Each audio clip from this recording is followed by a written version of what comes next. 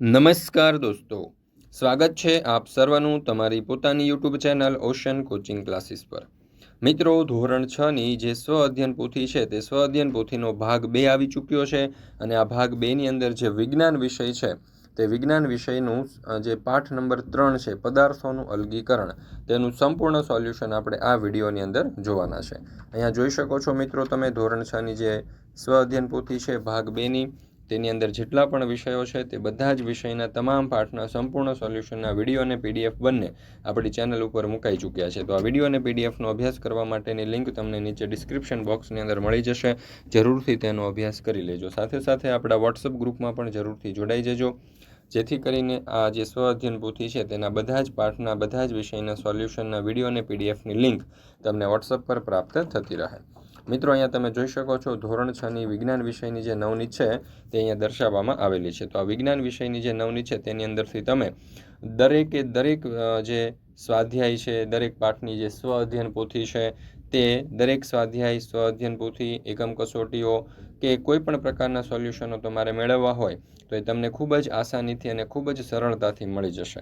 તો દરેક વિદ્યાર્થીઓએ અવશ્ય આ જે વિજ્ઞાન વિષયની નવનીત છે તે મેળવી લેવી। આ વિજ્ઞાન વિષયની નવનીત જે છે એ મેળવવા માટેની લિંક તમને આ વિડીયોના ડિસ્ક્રિપ્શન બોક્સની અંદર આપેલી છે। અને ફક્ત વિજ્ઞાન વિષય જ નહીં, પરંતુ ધોરણ 3થી 12ના બધા જ વિષય જે છે એની નવનીત તમારે જો મેળવવી હોય તો એની લિંક તમને નીચે ડિસ્ક્રિપ્શન બોક્સની અંદર આપેલી છે અને એ પણ તમે ખૂબ સારામાં સારા ડિસ્કાઉન્ટ પ્રાઇસ ઉપર મેળવી શકશો।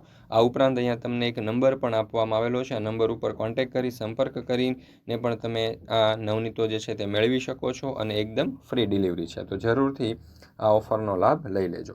ચાલો શરૂ કરીએ પાઠ નંબર 3 પદાર્થોનું અલગીકરણ। એમાં આપણને કહ્યું છે કે આપણે આટલું જાણીએ છીએ, ત્યાર પછી અધ્યયન નિષ્પત્તિઓ આપેલી છે, ત્યાર પછી પ્રશ્ન નંબર 1, નીચેના પ્રશ્નો માટે યોગ્ય વિકલ્પ પસંદ કરી જવાબ આપો। એમાં પહેલો સવાલ, મિશ્રણમાંથી આપણે કોઈ પદાર્થને શા માટે અલગ કરીએ છીએ? તો જવાબ આવશે ઉપરના તમામ, એટલે કે નુકસાનકારક ઘટકો દૂર કરવા માટે, 2 જુદા જુદા ઉપયોગી ઘટકોને છૂટા પાડવા માટે કે બિનઉપયોગી ઘટકોને દૂર કરવા માટે।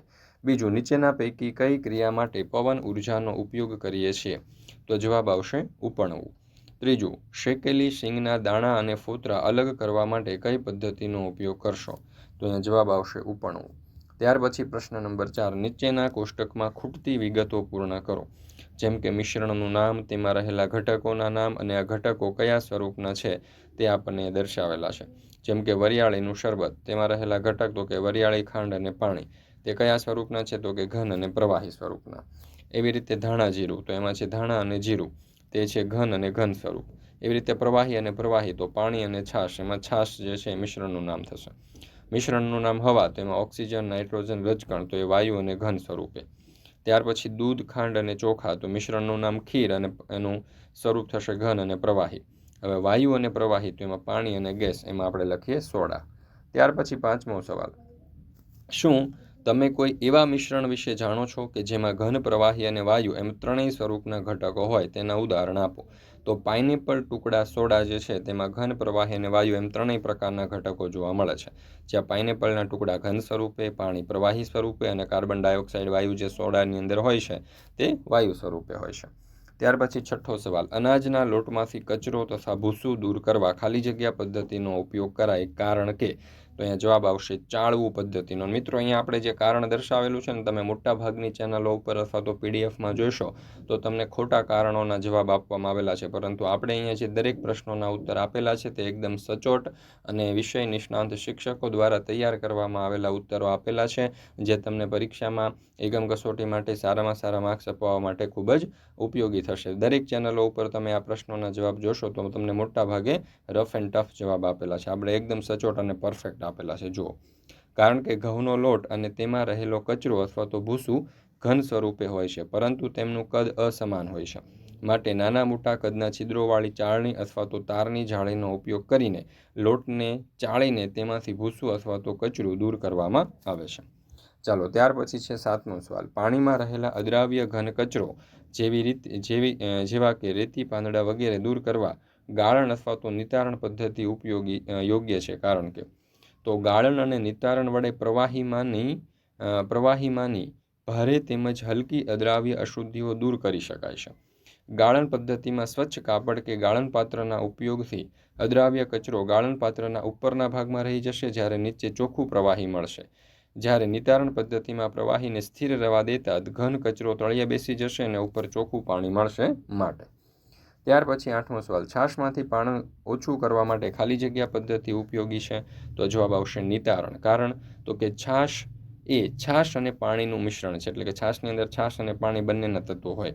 આ મિશ્રણને લાંબો સમય સ્થિર પડ્યું રહેવા દેતા છાશના ઘટ્ટ કણો જે છે તે વજનમાં ભારે હોવાથી પાત્રના તળિયે બેસી જાય છે, જ્યારે પાણી ઉપર તરફ જમા થાય છે. આ ઉપર જમા થયેલા પાણીને આપણે સહેલાઈથી દૂર કરી શકીએ છીએ, માટે છાશમાંથી પાણી દૂર કરવા માટે નિતારણ પદ્ધતિ ઉપયોગી છે. ત્યાર પછી બીજું, રેતી અને મીઠાનું મિશ્રણ તમારી પાસે આવ્યું છે, તમે રેતી અને મીઠું કઈ રીતે અલગ કરશો? રેતી અને મીઠાના મિશ્રણને બીકરમાં નાખી તેમાં થોડું પાણી નાખતા મીઠું પાણીમાં ઓગળી જાય છે. હવે આ મિશ્રણમાંથી રેતીને ગાળી લઈશું. આ રીતે રેતી અલગ થઈ જશે. ત્યારબાદ મીઠું ઓગળેલા પાણીમાંથી બાષ્પીભવન પદ્ધતિના ઉપયોગ દ્વારા મીઠાને અલગ કરવામાં આવશે. આ રીતે મીઠું અને રેતી આપણે અલગ કરી શકાય. ચોપડીમાં બીજી રીત પણ આપેલી છે, જે લાંબી રીત છે, એ પણ તમે લખી શકો. 10મો સવાલ, રસોડામાં ભૂલથી રાઈના ડબ્બામાં જીરું ભળી જાય છે. આ બંનેના ઘટકોને અલગ કરવા તમે કઈ પદ્ધતિનો ઉપયોગ કરશો? શા માટે? તો રાઈ અને જીરુંને અલગ કરવા માટે ઝાટકવું પદ્ધતિનો ઉપયોગ કરી શકાય. સૂપડામાં રાઈ અને જીરુંના મિશ્રણને લઈ ઝાટકતા રાઈના દાણા ગોળ આકારના હોવાથી ઝડપથી સૂપડામાંથી નીચે ગબડશે. આમ રાઈ અને જીરું આપણે અલગ કરી શકીએ. ત્યાર પછી 11મો સવાલ, કેરોસીનના ડબ્બામાં ભૂલથી પાણી ભળી જાય તો તેને કઈ રીતે અલગ કરી શકાય? તો કેરોસીન અને પાણીને પૃથ્થકરણ પદ્ધતિથી અલગ કરી શકાય. કેરોસીન અને પાણીના મિશ્રણને પૃથ્થકરણ ગળણીમાં ભરી થોડો સમય સ્થિર રહેવા દો. હવે ગળણીના નીચેના ભાગે બીકર રાખી કોક ચાલુ કરો. ગળણીમાંથી પૂરેપૂરું પાણી બીકરમાં આવી જાય ત્યારે કોક બંધ કરી દેવો. ત્યારબાદ બીજા બીકરને ગળણી નીચે રાખી અને કોક શરૂ કરતાં બીજા બીકરમાં કેરોસીન ભરાઈ જશે. તો આ રીતે આપણે બંનેને અલગ કરી શકીએ. ત્યાર પછી 12મો સવાલ, ચાળવું અલગીકરણ પદ્ધતિનો ઉપયોગ થતો હોય તેવા 3 ઉદાહરણ આપો. તો લોટ ચાળવા, રેતી ચાળવા અને અનાજ ચાળવા માટે. 13મો સવાલ, તમારા ઘરમાં વીણવું અલગીકરણ પદ્ધતિનો ઉપયોગ થતો હોય તેવા ઉદાહરણ જણાવો. તો ઘઉંમાંથી કાંકરા વીણવા, શાકભાજીમાંથી બગડેલા શાકભાજી વીણવી, મગફળીમાંથી કાંકરા વીણવા અને બગડેલ દ્રાક્ષને અલગ કરવી. 14મો સવાલ, પાણી ભરેલા પ્યાલામાં લોખંડની ખીલી નાખતા તે ઓગળતી નથી, તો આ મિશ્રણને સંતૃપ્ત દ્રાવણ કહી શકાય? શા માટે? તો જવાબ આવશે ના. પાણી ભરેલા પ્યાલામાં લોખંડની ખીલી નાખતા તે ઓગળતી નથી. આ દ્રાવણને આપણે સંતૃપ્ત દ્રાવણ કહી શકીએ નહીં, કારણ કે એ ખીલી અદ્રાવ્ય છે. અહીંયા શું કહ્યું છે કે પાણી ભરેલા પ્યાલામાં લોખંડની ખીલી નાખતા તે ઓગળતી નથી. બરાબર છે? તો ના, પાણી ભરેલા પ્યાલામાં લોખંડની ખીલી નાખે તો એ ન ઓગળે. ત્યાર પછી 15મો સવાલ, પાણી ભરેલા પ્યાલામાં થોડું મીઠું ઓગાળ્યા પછી વધુ મીઠું ઉમેરીએ તો તે ઓગળતું નથી. આમ કેમ બન્યું હશે? તો ચોક્કસ તાપમાને જે દ્રાવણમાં દ્રાવ્ય પદાર્થો વધુમાં વધુ ઓગળેલા હોય અને હવે પછી વધુ દ્રાવ્ય ઓગળી શકાય નહીં, તેને સંતૃપ્ત દ્રાવણ કહે છે. આમ વધુ મીઠું નાખતા ઓગળતું નથી, કારણ કે દ્રાવણ સંતૃપ્ત થઈ ગયું હશે. ત્યાર પછી 16મો સવાલ, પ્રશ્ન ક્રમાંક 15માં કહ્યા મુજબના દ્રાવણમાં વધુ મીઠું ઓગાળવું હોય તો શું કરી શકાય? હવે જો ઠંડા પાણી કરતાં ગરમ પાણીમાં દ્રાવ્ય પદાર્થ વધુ ઓગળી શકે, તો સંતૃપ્ત દ્રાવણને ગરમ કરવાથી તે અસંતૃપ્ત દ્રાવણ બને છે. માટે સંતૃપ્ત દ્રાવણને ગરમ કરવાથી તેમાં વધુ મીઠું ઓગાળી શકાય. 17મો સવાલ, ઘઉંમાંથી કાંકરા દૂર કરવામાં આવે છે કારણ કે કોઈ પદાર્થનો ઉપયોગ કરતા પહેલાં આપણે તેમાં રહેલા નુકસાનકારક કે બિનજરૂરી પદાર્થને અલગ કરવા જરૂરી છે. ઘઉંમાં રહેલા કાંકરા એ બિનજરૂરી ઘટક છે, માટે ઘઉંમાંથી કાંકરા દૂર કરવામાં આવે છે. 18મો સવાલ, ચોમાસામાં નદીમાં પૂર આવે ત્યારે તેનું પાણી ડહોળું દેખાય છે, પરંતુ 1-2 દિવસ પછી તે પાણી સ્વચ્છ દેખાય છે. આમ કેમ બનતું હશે? તો ચોમાસામાં નદીમાં પૂર આવે ત્યારે માટીના કણો અને પાણી મિક્સ થઈ જતાં પાણી ડહોળું દેખાય છે, પરંતુ આ પાણી 1-2 દિવસ સુધી સ્થિર પડ્યું રહે ત્યારે તેમાં રહેલા માટીના વજનદાર કણ તળિયે બેસી જતાં ઉપરનું પાણી આપણને સ્વચ્છ દેખાય છે. મિત્રો, ધોરણ 3થી 8ની જે નવી સ્વ-અધ્યયન પોથી છે, તે નવી સ્વ-અધ્યયન પોથીના બધા જ ભાગના તમામ વિષયના જે સોલ્યુશન છે, તે સોલ્યુશન મેળવવા માટેની PDF તમને આ વિડીયોના ડિસ્ક્રિપ્શન બોક્સની અંદર મળી જશે.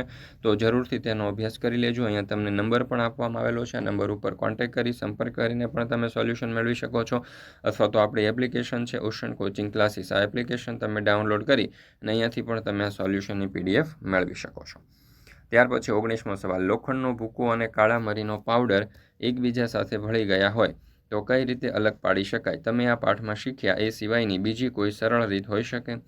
તો લોખંડનો ભૂકો અને કાળા મરીનો પાવડર એકબીજા સાથે ભળી ગયા હોય તો તેમાં ચુંબક ફેરવતા લોખંડનો ભૂકો ચુંબક સાથે ચોંટી જાય છે અને કાળા મરીનો ભૂકો ચુંબક સાથે ચોંટી જતો નથી. આ રીતે આપણે બંનેને અલગ કરી શકીએ. આની બીજી કોઈ રીત હોઈ શકે નહીં. મરચાંની ભૂકીમાં લાકડાના વહેરની ભેળસેળ થયેલી છે કે કેમ તે જાણવા શું કરી શકાય? તો મરચાંની ભૂકીમાં લાકડાના વહેરની ભેળસેળ જાણવા માટે પાણીના ગ્લાસમાં મરચાંની ભૂકી નાખતા જો લાકડાના વહેરની ભેળસેળ હશે તો પાણીમાં મરચાંની ભૂકી ઉપર તરશે અને જો નહીં હોય તો મરચાંની ભૂકી પાણીમાં નીચે બેસી જશે. આ પરથી જાણી શકાય કે મરચાંની ભૂકીમાં લાકડાના વહેરની ભેળસેળ છે કે નહીં. કાળા મરી અને પપૈયાના બીજના મિશ્રણમાંથી બંને ઘટકોને કઈ રીતે અલગ પાડી શકાય? કાળા મરી અને પપૈયાના બીજના દ્રાવણમાંથી બંને ઘટકોને અલગ કરવા માટે ઉપણવામાં આવે છે. પપૈયાના બીજ વજનમાં હલકા હોવાથી પવન સાથે દૂર જતા રહે છે. આમ આવી રીતે એને અલગ કરી શકાય. ત્યાર પછી 22મો સવાલ. મકાનના બાંધકામ વખતે રેતીમાંથી મોટા કાંકરા દૂર કરવા માટે તમે ચાળવું પદ્ધતિ કેમ ઉપયોગ કરો છો? તો મકાનના બાંધકામ વખતે રેતીમાંથી મોટા પથ્થર દૂર કરવા માટે ચાળવું પદ્ધતિનો ઉપયોગ કરવામાં આવે છે, કારણ કે રેતીમાંથી મોટા કાંકરા એ ચાળણી ઉપરથી સરકીને દૂર પડશે અને નાની રેતી ચાળણીની નીચેના ભાગમાં જમા થશે. તેથી ચાળવું પદ્ધતિનો ઉપયોગ થાય છે.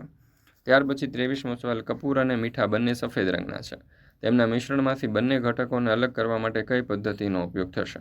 તો મીઠા અને કપૂરના મિશ્રણને ઉધ્વપાતન પદ્ધતિથી અલગ કરી શકાય.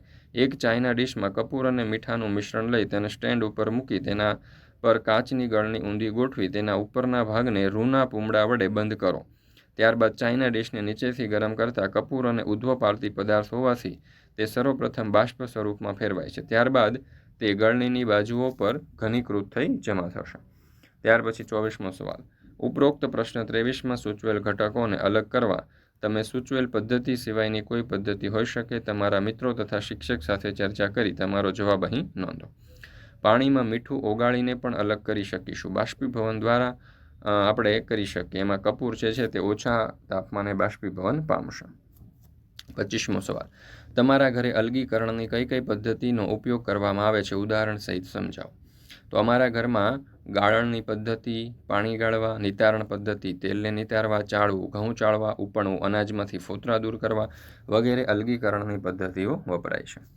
26મો સવાલ. રેતી અને કાંકરાનું કદ અલગ હોવા છતાં રેતીમાંથી કાંકરા અલગ કરવા માટે વીણવું અલગીકરણ પદ્ધતિનો ઉપયોગ કરતા નથી. શા માટે? તો સામાન્ય રીતે મિશ્રણમાં રહેલા ઘટકોમાં બિનજરૂરી ઘટકોનો જથ્થો મોટો ન હોય અને કદ અલગ હોય ત્યારે વીણવાની પદ્ધતિથી સરળતાથી પદાર્થને અલગ કરી શકાય. પરંતુ રેતી અને કાંકરાના મિશ્રણમાં કદ તો અલગ અલગ છે, પરંતુ જથ્થો ખૂબ મોટો હોવાથી વીણવું પદ્ધતિનો ઉપયોગ કરવો વ્યવહારુ નથી. 27મો સવાલ. તમે દહીંમાંથી પાણી કેવી રીતે અલગ કરશો? દહીંને કોટનના કપડામાં બાંધીને પોટલી વાળી દઈને લટકાવી દેવામાં આવે છે. આ પોટલી લાંબા સમય સુધી લટકાવેલી રાખતા તેમાંથી પાણી નીકળી જશે. આ રીતે દહીંમાંથી પાણી અલગ થશે. 28મો સવાલ. ડુંડામાંથી દાણા અલગ કરવા તમે અલગીકરણની કઈ પદ્ધતિનો ઉપયોગ કરશો? શા માટે? તો ડુંડામાંથી દાણા અલગ કરવા અમે અલગીકરણની છડવું પદ્ધતિનો ઉપયોગ કરીશું, કારણ કે અનાજના દાણા કદમાં ખૂબ નાના હોય છે, માટે તેને ડુંડામાંથી ચૂંટવા અશક્ય છે. 29મો સવાલ. તમારા શિક્ષક સાથે ચર્ચા કરી અલગીકરણની અન્ય પદ્ધતિઓ વિશે જાણો અને નોટબુકની અંદર નોંધો. તો જો ચુંબકીય અલગીકરણ, રાસાયણિક અલગીકરણ, ત્યાર પછી છે સેન્ટ્રીફ્યુગેશન, સ્ફટિકીકરણ, સાદું નિસ્યંદન, વિભાગીય નિસ્યંદન, ઉધ્વપાતન, ક્રોમેટોગ્રાફી વગેરે. ત્યાર પછી રચનાત્મક મૂલ્યાંકન આપણને આપેલું છે અને પદાર્થના અલગીકરણની પદ્ધતિઓનો આપણને અહીંયા ચાર્ટ આપવામાં આવેલો છે. અને આપણે આ પાઠ નંબર 3 જે છે તે અહીંયા પૂર્ણ કરીએ છીએ. મિત્રો, આ જે ધોરણ આ 6ની જે સ્વ અધ્યયન પોથી છે તેમાં જે વિજ્ઞાન વિષય છે, તો ફરી મળીશું આપણે એ પાઠ નંબર વિજ્ઞાન વિષયની સ્વ અધ્યયન પોથીના પાઠ નંબર 4ના સંપૂર્ણ સોલ્યુશન સાથે. મિત્રો, આપણી આ ચેનલ ઉપર ધોરણ 6ની જે સ્વ અધ્યયન પોથી છે તેના બધા જ ભાગના સંપૂર્ણ સોલ્યુશનના વિડીયો અને પીડીએફ બંને મુકાઈ ચૂક્યા છે. આ વિડીયો અને પીડીએફનો અભ્યાસ કરવા માટેની લિંક તમને નીચે ડિસ્ક્રિપ્શન બોક્સની અંદર મળી જશે. જરૂરથી તેનો અભ્યાસ કરી લેજો.